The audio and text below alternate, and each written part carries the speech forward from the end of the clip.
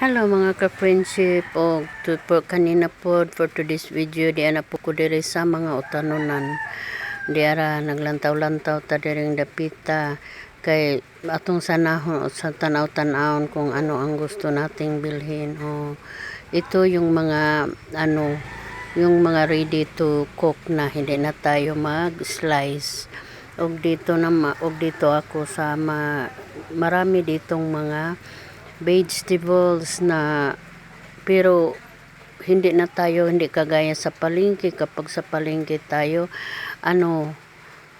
walang ganito, kaya dito tayo sa mall mga ka-friendship, may mga fruits rin dito na kung gusto mo nang kumain diretso mayroon rin. At saka itong mangga gusto ko sanang bumili kaso wala akong pera. Yun, lang ako, nagtingin-tingin sa paligid mga ka-friendship. Ito, anti-cancer, ito mga ka-friendship.